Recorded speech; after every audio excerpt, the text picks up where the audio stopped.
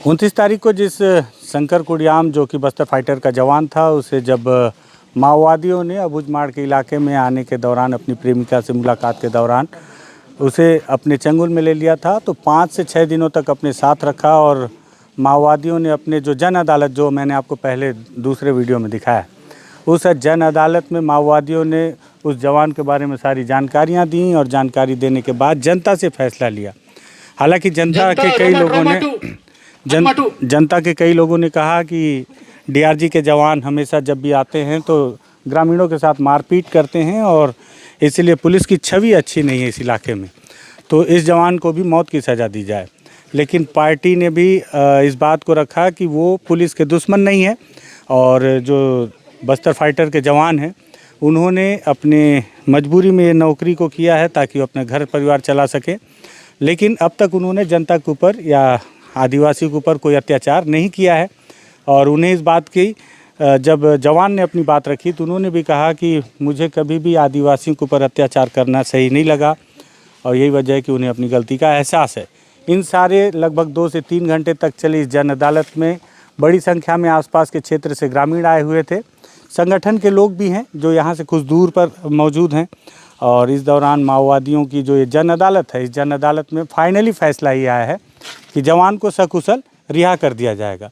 और जवान को लेने उनके परिजन आए हुए हैं, सभी के चेहरे पे एक डर था और भी लोग थे जो इनके परिचित के थे, लेकिन अब सबके चेहरे पे एक सुकून दिख रहा है कि चलो ठीक है। 5 से 6 दिन तक माओवादियों के कब्जे में रहने के बावजूद माओवादियों ने इन्हें समझाइश देकर सकुशल रिहाई कर दी है। जवान है हमारे साथ, उनसे बातचीत करते हैं।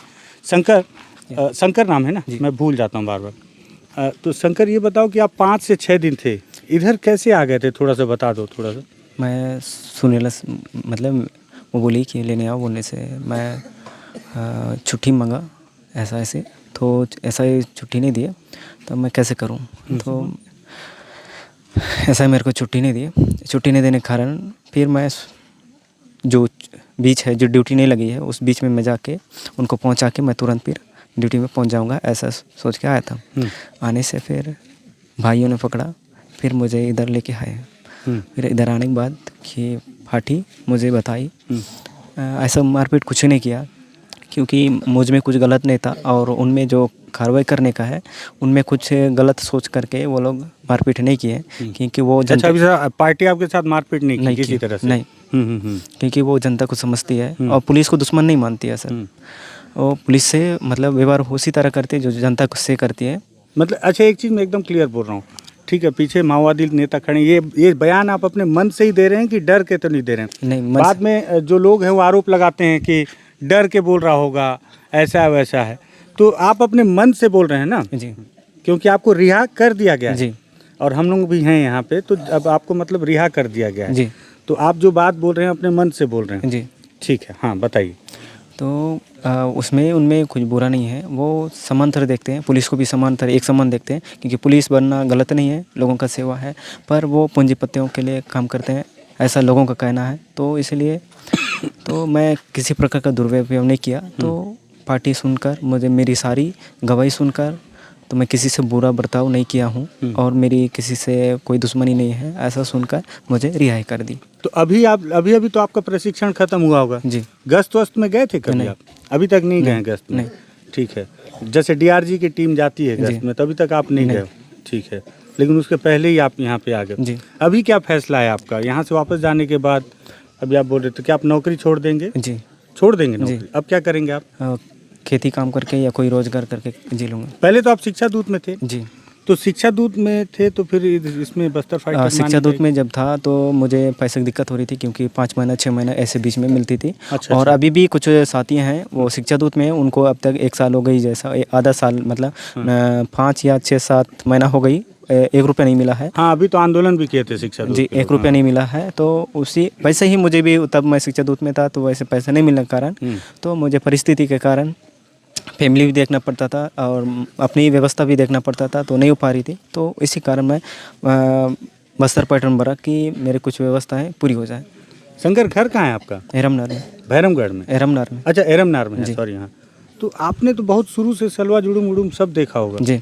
तो आपकी नज़र में था कैसा, पुलिस का इमेज पहले कैसा था, मतलब अच्छा था, खराब था, या क्यों आप गए उसमें? मैंने बस देखा नहीं हूँ, सुना हूँ कि पुलिस अंदर अंदर गांव जाने के बाद तो उसके पुलिस की नीति के हिसाब से वो लोगों को मतलब पकड़ी है और कुछ मारी भी है, तो ऐसा सुना हूँ। जब आप देखा नहीं। भर्ती हुए तो आपके मन में था कि मैं ऐसा नहीं करूँगा जो आप सुना हुआ है? हाँ, मैं सिर्फ लोगों की सेवा करूँगा ऐसे मेरे सोच कर मैं भर्ती हो गया था। पर जब मैं पकड़ में आया तो मुझे लगा कि मैं लोगों के लिए सेवा तो कर रहा हूँ, क्योंकि मैं अकेला नहीं कर पाऊँगा। अगर लोग साथ देंगे तो लोगों का साथ देकर हम उन्हें आगे ले जा सकते हैं। ठीक। 5 से 6 दिन आप माओवादियों के साथ थे, तो इस दौरान कैसा आपके अंदर फील रहा, डर लग रहा था कैसा, मतलब हर पल लगता रहा होगा कि पता नहीं क्या होगा? सब भाई मेरे साथ वाले ही जैसे थे और कोई मतलब फैमिली जैसा ही रखे, और किसी दुर्व्यवहार मतलब व्यवहार और मारपीट ऐसे गलत तरीके से नहीं देखे।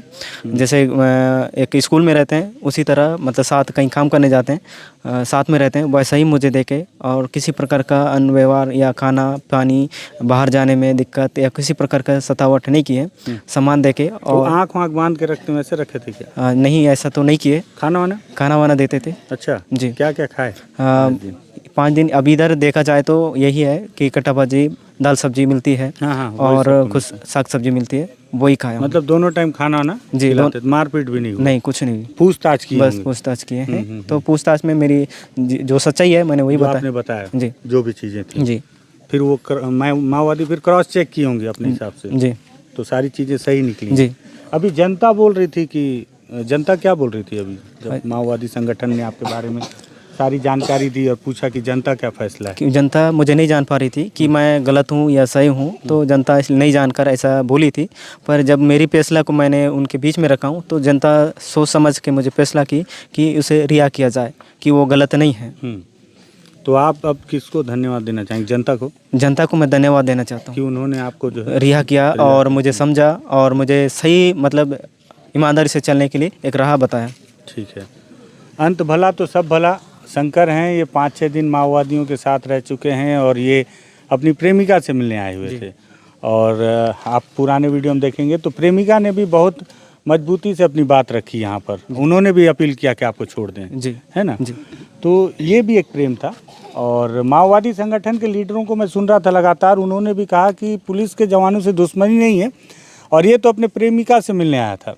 तो जो प्रेम हर कोई करता है और प्रेमिका से मिलने आया था, तो ऐसे में जब तक इसने जनता को नुकसान नहीं पहुंचाया है तो जन अदालत माओवादियों के दरअसल ये इतनी बड़ी जन अदालत में पत्रकारों को बुलाना, उसमें एक जवान का जन अदालत लगाना और उसे रिहा करना, इसके पीछे मुझे लगता है माओवादी संगठन का ये भी बताने का उद्देश्य था कि जन अदालत पे जिस तरह से बार बार ये उंगलियां उठाई जाती हैं हमेशा से कि जन अदालत मतलब सिवाय मौत, तो ये बताने की क्या कोशिश थी कि कॉमरेड क्या बोलते हैं आप, कि ये बताने की कोशिश थी कि हर जन अदालत में मौत की सज़ा नहीं देते हो आप लोग?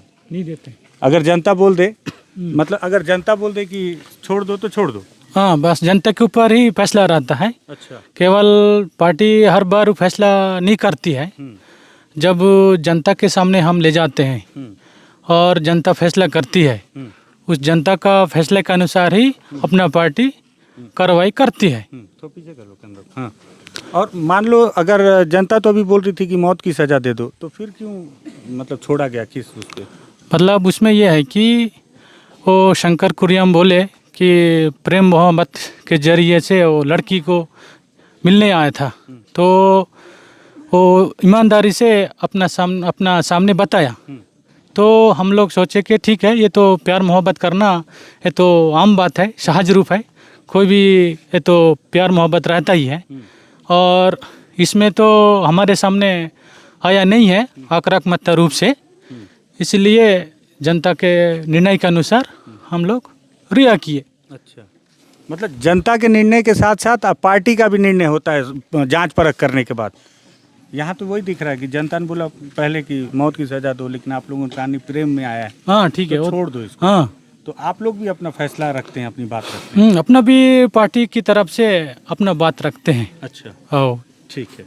तो ये माओवादी लीडर हैं जो इतनी देर तक इस जन अदालत को संचालित कर रहे थे। उनके परिचय और सुरक्षा को लेकर हम ना उनका नाम पूछेंगे और ना ही उनका पद और ना ही इस स्थान का नाम भी बताएंगे। बस ये बताऊंगा, यह भुजमाड़ का कोई इलाका है और सुबह तड़के से मैं निकला हूँ और दोपहर 3 से 4 बजे यहाँ पहुँचा हूँ। तो आप दूरी का अंदाज़ा लगा लीजिए। जवान है, अंत भला तो सब भला। शंकर, अब अच्छा लग रहा है? जी अब ठीक है ना? अब चलोगे सुरक्षित वापस जी घर? जी ठीक है जी। बोलो, अंत भला तो सब भला। अंत भला है तो सब भला। सब भला, अंत भला तो सब भला है। और वैसे भी मौत किसे अच्छी लगती है? मौत किसी को अच्छी नहीं लगती है। और जब सब सुरक्षित रहें, बस्तर में अबूझमाड़ के अंदरूनी इलाके के लोग भी अच्छे रहें तो भी ठीक है। आप ये कौन है? भाभी हैं। हिंदी आता है इनको? हिंदी नहीं आता। आप कौन है दादा? मैं इनके बड़े पिता है, मेरे भी हिंदी नहीं आती। जितना आता है उतने बोल दो। आपको आता है हिंदी? यार क्या आप क्या हैं इनके? मैं भैया हूँ। आप भैया हैं? क्या नाम है आपका? आई तो कुड़िया में। आयतू दादा, कैसा मतलब आपको लगा होगा कि भाई को उठा के ले गए? हमेशा सुनते हैं कि मार देते हैं माओवादी। हाँ, मुझे भी बहुत दुख लग रहा था कि कहीं मार तो नहीं दे करके मैं उनके पीछे फिर ढूंढते हुए हाँ, आप लोग तो लगातार सर्व आदिवासी समाज के पास गए। आप लोग। सबके साथ सलाह लिए, लेकिन भाई ठीक है। और आज सबके बीच में निर्णय लिया गया है कि हमारे भाई को हमारे साथ दोबारा वापस छोड़ दिया। बड़ी ईमानदारी से भेज रहे हैं। ठीक है, तो ये उनके परिवार के जन हैं और माओवादियों ने छोड़ दिया है उन्हें सकुशल। और जवान का ये कहना है कि बस्तर फाइटर में भर्ती हो गए थे क्योंकि उन्हें पैसे की आवश्यकता थी। शिक्षा दूत में थे। अब देखिए, इसमें भी सरकार को सोचना होगा। शिक्षा दूत में आपने जो युवकों को रखा है नौकरी पे, अगर समय समय पर सैलरी देते तो शंकर शायद शिक्षा दूत ही रहता। और शिक्षा दूत रहता तो आराम से उसका जीवन चलता रहता।